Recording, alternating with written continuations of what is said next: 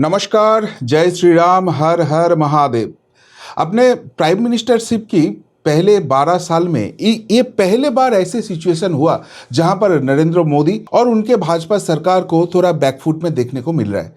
क्योंकि अभी ऐसे दो मुद्दा उठाया गया है जिसमें जनता का मन में ये सवाल उठ रहा है कि सच में नरेंद्र मोदी गवर्नमेंट भी क्या करप्शन के साथ पार्ट हो गया है। पहले राम मंदिर का चोरी का इशू उठाया गया और अभी नीट का क्वेश्चन लीक का इशू उठाया जा रहा है। जो हकीकत है, हाँ, इसको हैंडल करने का तरीका गवर्नमेंट और भी बेहतर कर सकते थे, इसमें कोई दुविधा नहीं है। लेकिन जो करप्शन के बाद बोला जा रहा है उसके साथ इसका कुछ ताल्लुक नहीं है। फिर भी लोगों के मन में ये सवाल क्यों उठ रहा है? क्योंकि ये जो आंदोलन हो रहा है, ये जो सवाल उठाया जा रहा है, उसका पैकेजिंग बहुत अच्छे है और उस पैकेजिंग से ही पता चल रहा है कि ये बस कोई छात्र आंदोलन नहीं है। इसमें बाहर का कोई शक्ति काम कर रहा है और पीछे से हेवी फंडिंग आ रहा है। और जो लोग भारत के बाहर बैठ के इतना बड़ा गेम खेल रहा है क्योंकि भारत का पूरा कंट्रोल लेना है, उसने शिकंजा और भी कसने का फैसला कर लिया है। और इसलिए भारत जिसके लिए अभी मशहूर हो गया है, वो कूटनीतिक जो जगह है वहां पर उसने हमला कर दिया है। अब एक करके भारत के पड़ोसी के साथ भारत का जो रिलेशन है वहां पर कैसे गेम चल रहा है वो अगर समझ जाओगे तो ये पूरा गेम आपके सामने क्लियर हो जाएगा। पहली हम बात करते हैं ईरान का, जहां पर यूएस के साथ बहुत दिन से इसका जंग छिड़ चुका है। लेकिन जब पहले जंग हो रहा था तब भारत ने यूएस को एक ही चीज बोल दिया था, आप ईरान के साथ जो भी करना चाहता है कर सकते हो, लेकिन जो चाबहार पोर्ट है वहां पर कुछ भी हमला नहीं होना चाहिए, क्योंकि ये चीन को टैकल करने के लिए भारत के लिए एक बहुत ही अहम भूमिका रखते हैं। और हमने ये देखा कि हाँ, पूरा ईरान छिन्न भिन्न हो गया, लेकिन चाबहार पोर्ट जो है उसमें कुछ अटैक नहीं हुआ है।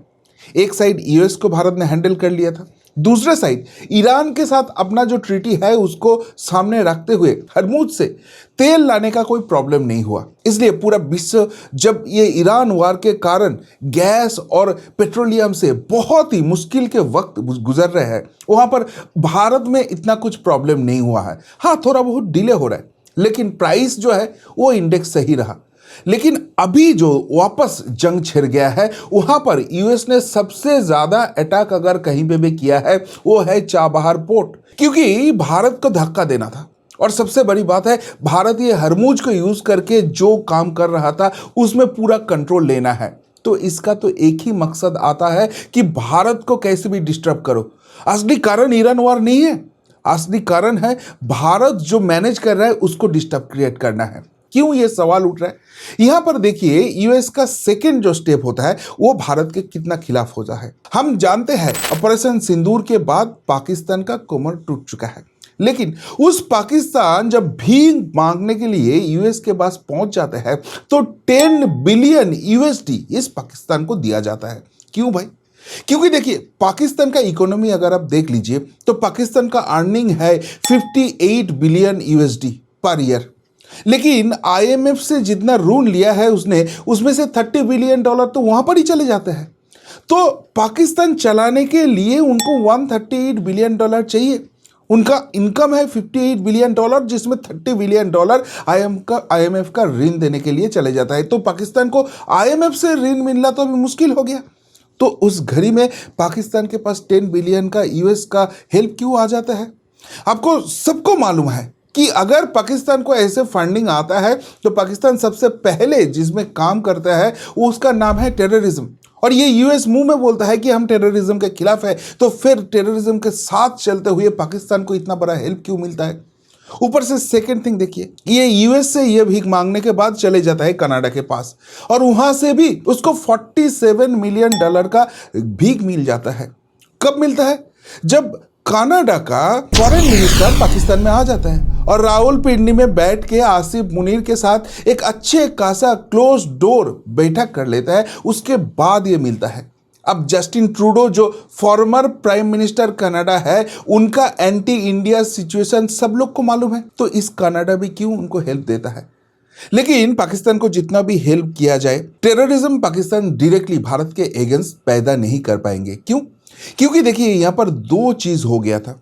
एक तो है कि पाकिस्तान को ऑपरेशन सिंदूर के थ्रू भारत ने सबक सिखा दिया था और उस दौरान सबसे अहम जो भूमिका भारत ने किया था, सबसे अच्छे जो डिसीजन लिया था, वो सिंधु का पानी रोक देना। तो अभी सिचुएशन ऐसे हो गया है, जब पाकिस्तान को पानी का जरूरत नहीं है तब चेनाब का वो लॉक गेट खुल रहा है और पाकिस्तान पूरा फ्लड में फंस रहा है, और जब उनको जरूरत होता है तब वो लॉक गेट बंद हो रहा है।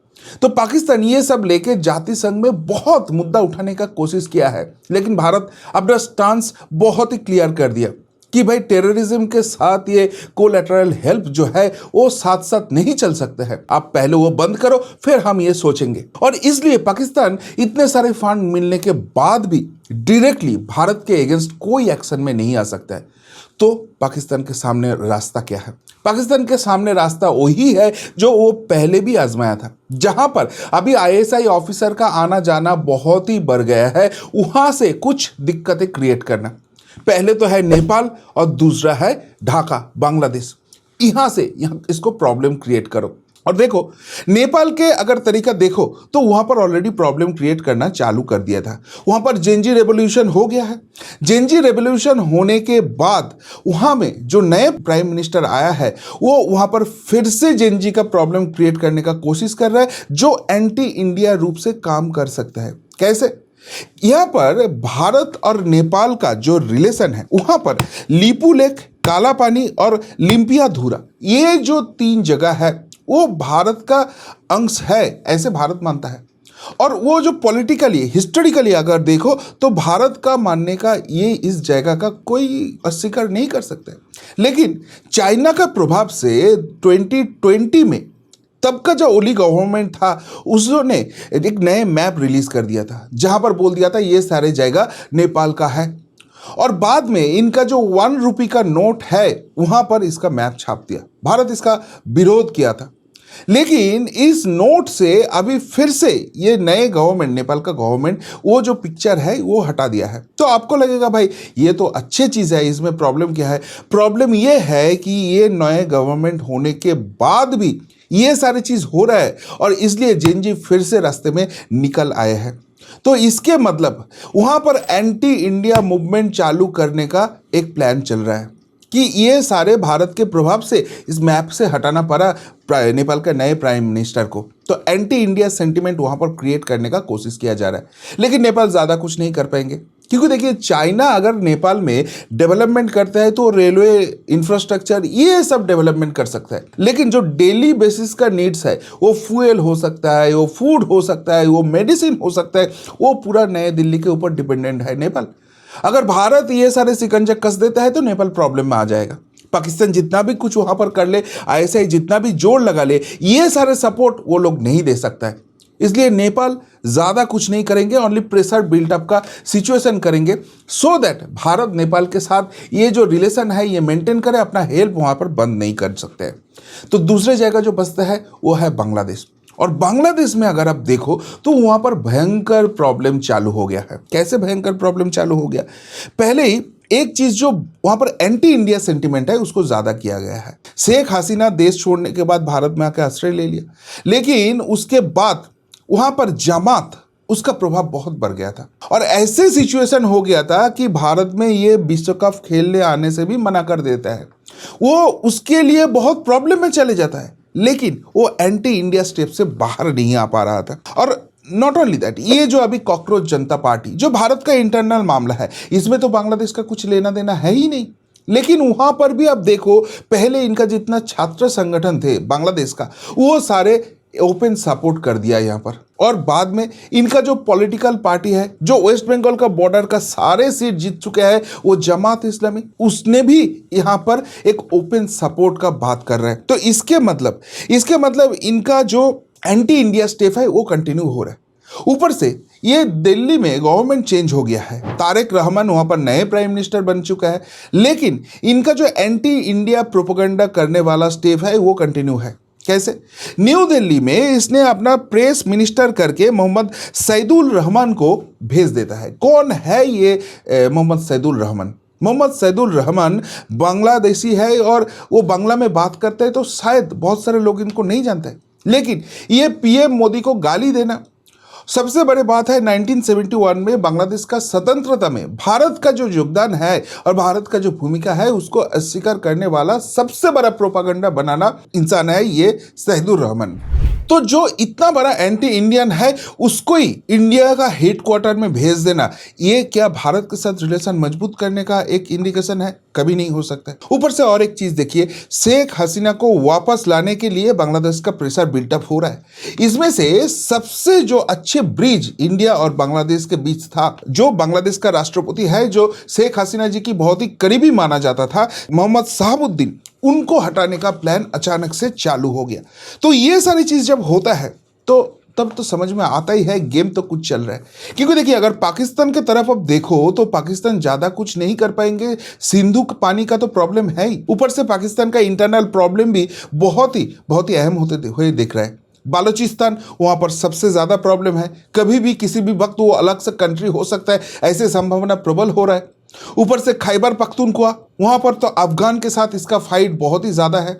प्रॉब्लम अभी पीओके में भी चालू हो गया है। सिचुएशन ऐसे वहां पर पहुंच गया है कि वहां पर इलेक्शन करने के लिए मजबूर हो रहा है पाकिस्तान, और नवाज शरीफ जैसे लोगों को बोलना पड़ रहा है कि भाई पीओके में अगर हमारा पार्टी को आप सत्ता में लाएंगे तो मैं ही यहाँ का प्राइम मिनिस्टर बन जाऊंगा। तो सिचुएशन वहां पर बहुत ही खराब है। तो अभी बांग्लादेश में बहुत प्रेशर क्रिएट किया जाएगा कि भारत के अगेंस्ट आप काम करो, लेकिन कूटनैतिक रिलेशन बिल्टअप करने के लिए यहाँ पर नरेंद्र मोदी को विश्वगुरु माना जाता है, और वही वाला काम अभी देखने को मिल रहा है। पहली चीज देखो, बांग्लादेश जब वर्ल्ड कप नहीं खेलने आए, उसके बाद भारत ने बांग्लादेश का जो टूर था वो कैंसिल कर दिया, लेकिन अभी वापस क्रिकेट पॉलिटिक्स चालू होने वाला है। भारत फिर से बांग्लादेश का दौर में जाने वाला है और वहां पर ओडीआई के साथ T20 भी खेलने वाला है। क्यों? क्योंकि देखिए, बांग्लादेश को अभी पैसा चाहिए। उनको भी मालूम है भारत का अगर वो बायकॉट करेंगे तो जो लॉस उसको होगा क्रिकेट रेवेन्यू से वो झेल नहीं पाएंगे। तो बांग्लादेश भी वो अपॉर्चुनिटी लेने के लिए तैयार हो रहा है। ऊपर से हसीना के जमाने में जो भारत ने रेलवे डेवलपमेंट ऑफ बांग्लादेश के लिए 951 करोड़ का ट्रीटी बनाया था, अभी वहां पर हसीना जी नहीं है, फिर भी वो भारत एग्जीक्यूट कर रहे हैं। क्यों कर रहे हैं? यह करने का एक ही कारण है, क्योंकि देखिए, हसीना जी को हेल्प करने का एक ही मकसद था कि ये वेस्ट बंगाल से नॉर्थ ईस्ट को पूरा बांग्लादेश के थ्रू रेलवे से कनेक्ट किया जाएगा, सो दैट अगर वहां पर नॉर्थ ईस्ट में जंग छिड़ जाता है तो हमारा जो आर्मी है उसके सप्लाई लाइन मजबूत हो जाएगा, वो बहुत जल्दी वहां पर हम रिसोर्स भेज सकते हैं। लेकिन अभी क्या सिचुएशन है, अभी हमको चिकन नेक होके पूरा असम होके नॉर्थ ईस्ट में भेजना पड़ेगा, जिसके लिए टाइम लगेगा। अभी ये तारिक रहमान का जो गवर्नमेंट है वो शायद भारत को वो हसीना वाला रोड नहीं यूज करने देंगे, लेकिन फिर भी यहाँ पर वो हेल्प इसलिए जा रहा है कि बांग्लादेश को अभी डिस्टर्ब करेंगे ये तो बांग्लादेश ज़्यादा डिस्टर्ब करेंगे। यहाँ से ही एक ही पॉइंट है जहाँ से पाकिस्तान, ISI और उनका टेररिज्म भारत में घुस सकते हैं। ऊपर से और एक चीज अच्छे कर दिया नरेंद्र मोदी जी, क्लियरली बोल दिया, जो आने वाले सितंबर में दिल्ली में ब्रिक्स का यहां पर सम्मेलन होने वाला है, जहां पर बांग्लादेश का इतना कुछ लेना देना नहीं है, वहां पर बांग्लादेश प्राइम मिनिस्टर तारिक रहमान को स्पेशल गेस्ट के रूप से बुलाया जाता है। तो इसके मतलब बांग्लादेश के पावर में कोई भी रह सकता है, लेकिन भारत रिलेशन अच्छे बिल्टअप करना चाहता है। लेकिन अभी सवाल उठेगा, क्यों? बांग्लादेश तो छोटा सा कंट्री है, उसको इतना इंपॉर्टेंस क्यों दिया जा रहा है? इसके बहुत सारे रीजन हैं। पहले तो बांग्लादेश में अभी भी जो जमात का प्रभाव है, उस प्रभाव से बांग्लादेश को बाहर लेने आने का कोशिश किया जा रहा है, सो दैट वहां से उस गवर्नमेंट के ऊपर प्रेशर थोड़ा कम हो जाएगा। और बांग्लादेश को यह भी मैसेज देना है कि भाई देखो, चीन से भी ज्यादा दोस्त हम हैं, क्योंकि हम तुमको डेली बेसिस में फ्यूल भेजते हैं। हम अगर यहाँ पर 7 दिन आलू प्याज ये सारे रुक देता है तो बांग्लादेश का इकोनॉमी का हाल क्या हो जाएगा? आपका लोग खा नहीं पाएंगे। तीसरी बात है, यहां पर अभी फेंसिंग का काम चालू हो गया, जो ममता बनर्जी पिछले 15 साल से नहीं करने दिया था। तो नए घुसपैठिया जो है वो नहीं घुस पाएंगे, लेकिन उसके लिए बांग्लादेश में भी भारत का कंट्रोल होना जरूरी है। और सबसे इंपॉर्टेंट बात है, जो ऑलरेडी घुसपैठिया घुस चुके हैं उसका पुश बैक चल रहा है, और वहां पर बीजेपी बहुत ज्यादा प्रॉब्लम क्रिएट कर रहा है। ये पुश बैक इतना आसान नहीं हो रहा है। अगर बांग्लादेश फिर से वो अच्छे रिलेशन डेवलपमेंट हो जाता है तो वो वाला काम भी बहुत अच्छे हो जाएगा। और उससे भी ज़्यादा भारत के लिए सबसे अहम जो रहता है वो है चिकन स्टेक। पूरा नॉर्थ बंगाल और नॉर्थ ईस्ट इंडिया का जो कनेक्टिंग जंक्शन है उसको मजबूत रखना, उसको सिक्योर रखना, उसको सेफ रखना। और सबसे बड़ी बात है, ये सब करने के लिए पाकिस्तान का आईएसआई का जो प्रभाव बांग्लादेश में है, जो एक ही पिन पॉइंट है जहां से भारत को डिस्टर्ब कर सकता है, वो भी खत्म कर देना। और अगर कूटनैतिक गेम हो जाता है, पड़ोसी देश में जो खेल रचा गया है उसको खत्म किया जा सकता है, तो इंटरनली जो कॉकरोचेस इतना उछाल कूद कर रहे हैं उसको भी टैकल किया जाएगा।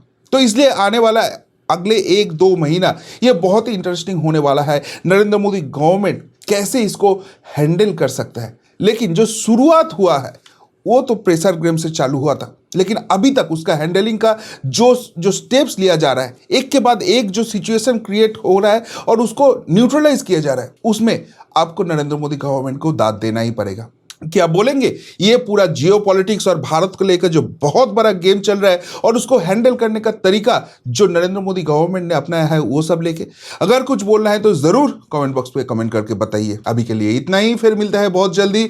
नमस्कार, जय हिंद, वंदे मातरम।